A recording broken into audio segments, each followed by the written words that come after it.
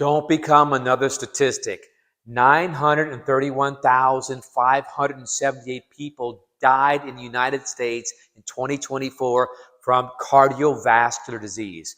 What is cardiovascular disease? Well, it involves high blood pressure, stroke, and kidney disease. Cardiovascular disease actually has a lot to do with your arteries and your veins and your heart, right? Did you know we have over 10,000 miles of blood vessels in our body? If you were to take your arteries and your veins and line them up, it would go about 10,000 miles. We're amazingly made. But what can happen, or what happens in heart disease, oh, by the way, this number, it means that 1 out of 2 people die of heart disease. And medication doesn't cure you. It doesn't. If that was the case, how come we have so many deaths? So hang in there. I'm going to tell you what you can do about it. So what happens in a lot of heart diseases is that the arteries become clogged with plaque. You've heard of that, right? So plaque is a substance that's made up of a few different things. Plaque eventually builds up on the arterial wall, and that leads to an occlusion or a blockage. So what is plaque? Plaque is a combination of different things. It's a combination of calcium. Yes, there's calcium on that plaque. It also involves cholesterol. Yes, cholesterol is there. And there are also these white blood cells that we call macrophages or monocytes. Macrophages more specifically because they're the ones that are actually come out of the blood system and go into the artery wall. So these are the 3 things that cause the plaque on the artery wall. And remember this, that the plaque on the arterial wall takes years and years to manifest. Okay, it's not just, it doesn't come overnight. It probably takes anywhere from 15 to 30 to 40 years to finally cause a blockage. But it definitely can happen, and it's a really big problem. But so you can see that the plaque itself is not just cholesterol. It's actually calcium and macrophages there. And let me explain what happens. In your circulation, when you have the cholesterol, the LDL cholesterol is a key, but it's not by itself. And it has to be a special form of LDL cholesterol that causes a problem. So what happens is cholesterol in the form of LDL gets damaged. We call it oxidized. So when cholesterol is damaged in your blood vessels or oxidized, that's a big problem. It makes the LDL very, very sticky. And what happens, what's another factor is it's oxidized is a major factor, and it's also the sizes of the particles, because LDL has different sizes. So when LDL is smaller, that's bad. That makes it more sticky. So we don't want to have oxidized, and we don't want to have small particles, okay? So but what causes the LDL to become oxidized, and what causes it to get smaller? This is preventable. This is reversible. And let me start by saying some things too here, that heart disease is not from bad genes. It's not from bad luck. Your genetics do not cause you to have heart disease. Yes, it's familial. Familial means it's in your family. Yes, you probably have a family member, a father, a mother, grandfather, grandmother, sister, brother, cousin who has heart disease. I mean, 1 out of 2 people die from it, so it's very, very prevalent. But you don't inherit it. It's not your genes. It's a problem in your vascular system that comes from these 3 areas here. The true causes of cardiovascular disease are bad choices, toxins, and nutrient deficiencies. So bad choices has to do with your foods. I mentioned in a previous video how we know that vitamin C, low vitamin C levels are directly linked to the weakness of the blood vessels, of the arteries and the veins from a lack of vitamin C. You should check that video out. But today I'm talking more specifically on how this plaque builds up here and it clogs up the arteries, and what causes it and what you can do about it. So again, bad choices, toxins, and nutrients. So bad choices, of course, have to do with the things we put in our mouth. Let me say this. If you can Control your bad choices, which you can. If you choose to control your bad choices, you can reverse heart disease. But you got to make some effort. And how much? So if you control what you put into your mouth, you can reduce your risk of getting heart disease by at least 80%, and you can reverse your heart disease by anywhere from 60 to 70%. So we know that can be reversed. And the medication doesn't really reverse the problem. It treats the symptoms. So you may be watching and you may have high blood pressure and you're taking a medicine. It may be controlling your blood pressure, maybe, but it doesn't reduce your risk of dying early. If you had a stroke, or if you have kidney disease, these are also problems and cardiovascular problems, but they're related to these things I'm telling you about, and the medications doesn't cure that. Okay? So going back to here, and as far as the bad choices, so let's talk about some foods. I mentioned this in the other video too, you need to eat a lot of fruits and vegetables. Why?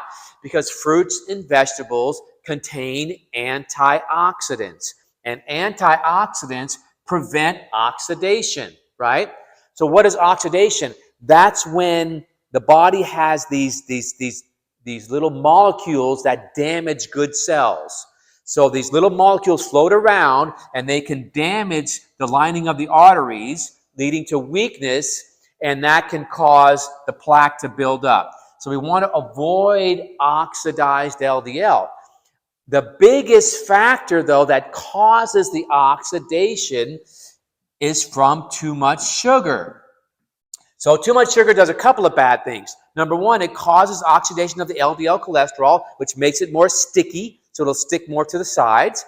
And number two, LDL cholesterol actually comes from VLDL cholesterol. That's where that turns into what's called ILDL cholesterol, which turns into LDL cholesterol. And so this is a big particle, this is a little bit smaller, and this is even smaller. And then we can even quantify the size of the LDL. So the smaller it gets, the more dangerous it is.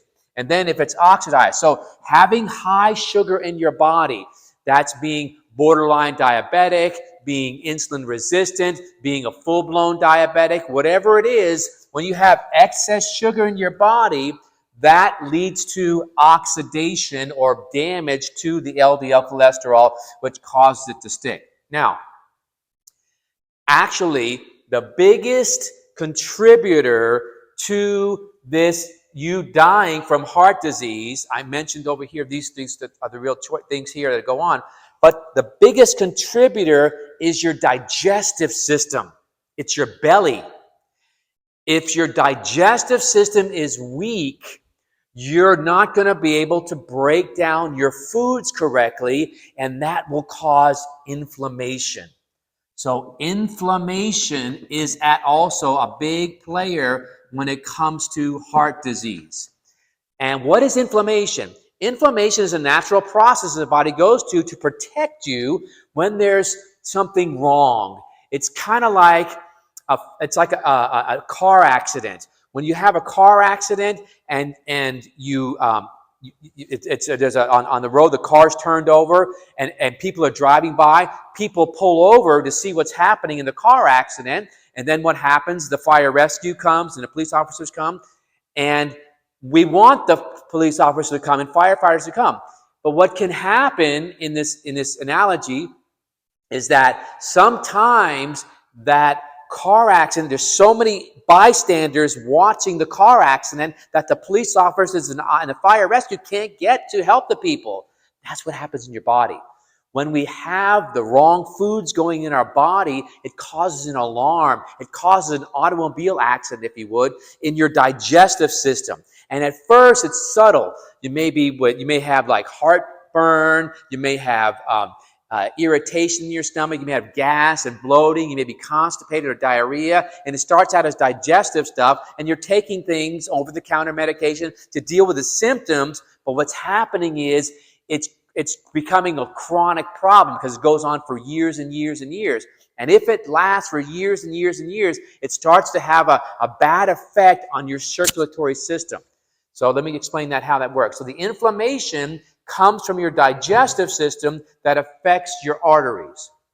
So when you do not break down your food effectively, the food molecules are large. For example, we have molecules or chains of proteins, we have molecules or chains of fats, we have molecules or chains of sugar.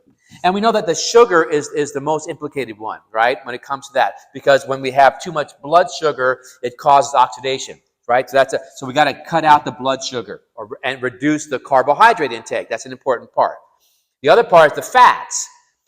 The fats, especially seed oils. You've probably heard it on TikTok or on YouTube. Seed oils are a big player, but not the seeds themselves. It's the seed oils. Because when you press the seed and you buy the jars of canola oil or corn oil or soybean oil or vegetable oil, all those oils are toxic because they're rancid, because they're polyunsaturated, which means that they're very sensitive to the air and to the light. So they oxidize. So now you're putting oxidized oil in your body. And remember, it's the oxidation that of the LDL cholesterol that leads to the heart disease. So the oils are linked greatly to that. So you got to get rid of those liquid oils.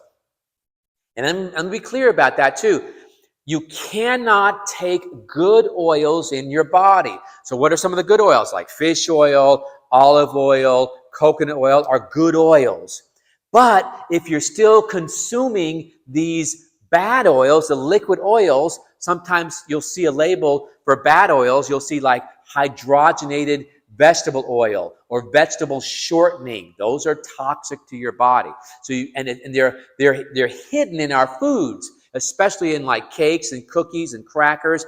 Watch out for these hydrogenated or partially hydrogenated oils. You may have heard about that, but they hide it. They call it shortening. They'll call it a different name, a synonym, and so they can hide it on you because they use it because it makes the cake and cookie taste good, but it's terrible for your body. It's causing us to have all these problems with heart disease. So do not use liquid oils.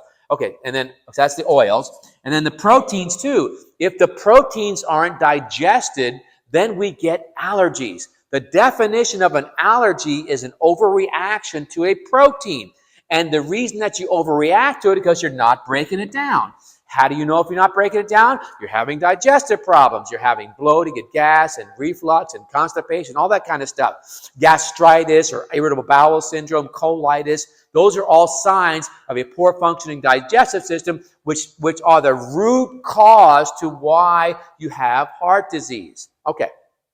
So now we have this situation in your digestive system where it's totally off balance.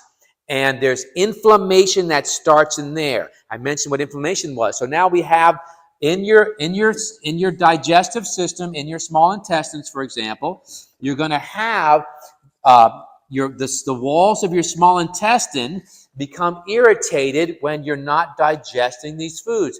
So it's not only the fact that you're eating the wrong foods as far as or too much of the wrong foods, too much sugar, too much fat, or too much protein. So too much food in general is toxic to the body. That becomes under the heading of toxins because the body doesn't know what to do with it. When your body has too much sugar, it'll turn the sugar into fat. And then you'll use the LDL cholesterol to carry that fat, and that's why we have problems with plaque on the arteries, all right? Now, so then another thing is toxins in the body. So toxins come from the foods that we eat. It's a major source of toxins. And again, sometimes you don't even realize it, but you got to become an avid label reader. You have to read labels on what you eat because the labels will supposed to tell you what's inside of the package. And as a general statement, don't eat a lot of packaged foods. Packaged foods have preservatives, they have artificial colorings, artificial flavorings, flavor enhancers, and all of these substances are toxic to your body. That's a major reason that we have heart disease so rampant in this country. So toxins are a big deal.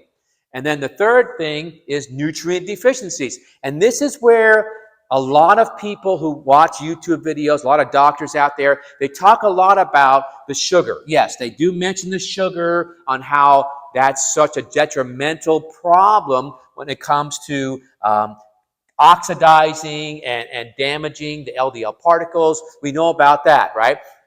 And a lot of doctors also talk about the fats, right? Not eating seed oils. You may have heard that. But it's not just that.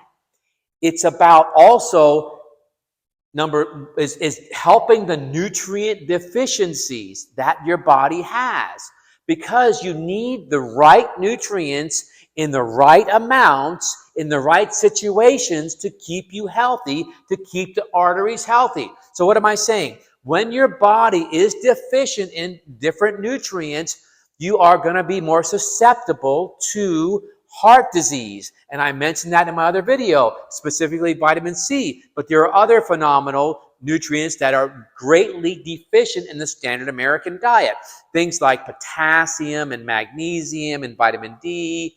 All these things and many more control the inflammation in your body. So how do you know if you have toxins or if you have nutrient deficiencies? Well, you know about bad choices. Well, you know about bad choices. You got to start reading labels, and you got to educate yourself on what's good in the food and what's not. All the chemical toxins that are there. And the general rule of thumb is, if you can't pronounce it, don't eat it. It's toxic.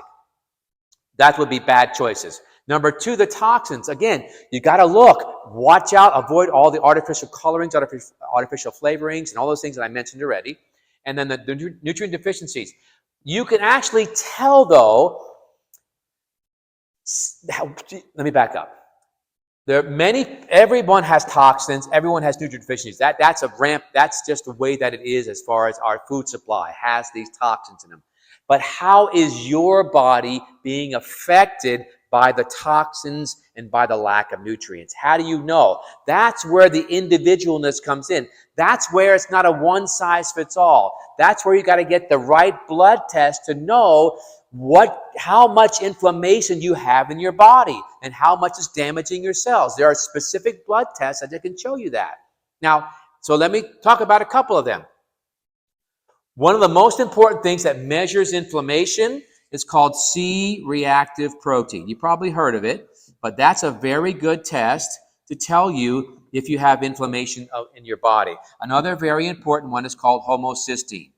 These are markers of inflammation. Another good one is called ferritin, and these are markers of inflammation in your body. There's also something called the albumin-globulin ratio that tells us about your inflammation. So when I see my patients, I do a very comprehensive blood test to see their inflammatory markers and what's happening with them. And a really good one, too, is checking out the sugar. You know, of course, your glucose levels, but the hemoglobin A1C, right?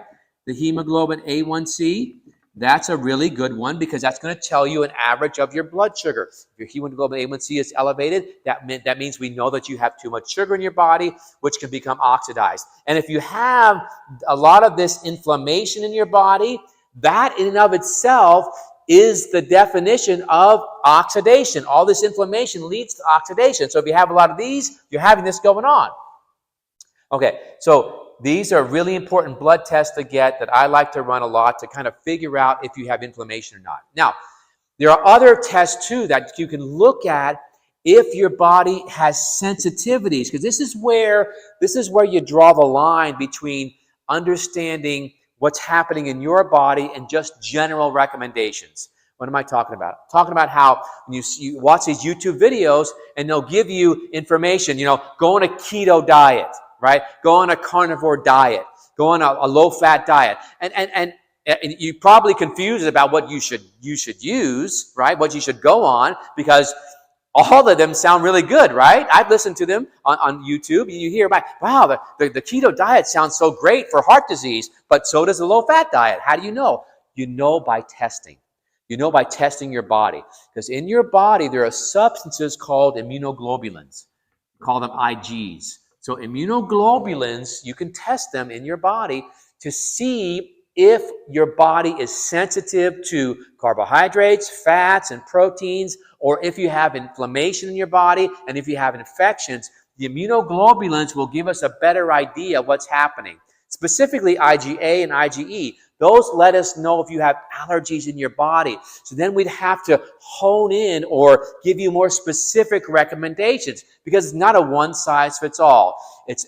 We have a motto at Your Nutrition Physicians. It's, we test, not guess. We don't want to guess what your body has. We want to test you. And then we put you on individualized programs. We have some great programs to help you to get to your individual needs, to help you to reverse these problems or deal with it.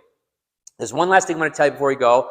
I want to tell you that you should also get your coronary artery calcium checked. It's a test. It's kind of like an MRI. It's a machine you go into, and it tells you how much calcium. It gives you a score on your artery walls. And that's an important test, too, to look at, because remember, the plaque is not just cholesterol, it's also calcium. So this is kind of a good test. The CAC will tell you about that situation.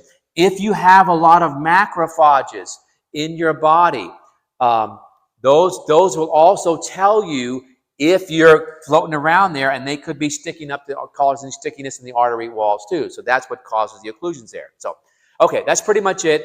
I also want to invite you that we have free master classes Thursday nights on Zoom. You can click in the bio down below, click the link, and you can invite your family and friends. It's free. We go into different topics on different situations on how you can be helped, because so many people are suffering out there needlessly, and there's so many people who are unconfused. We actually have an open forum at the end of our master classes. You can ask personal questions about your health concerns, and we can answer them for you, give you real expert answers. So this is Dr. Aaron Chadwick, part of Your Nutrition Physicians.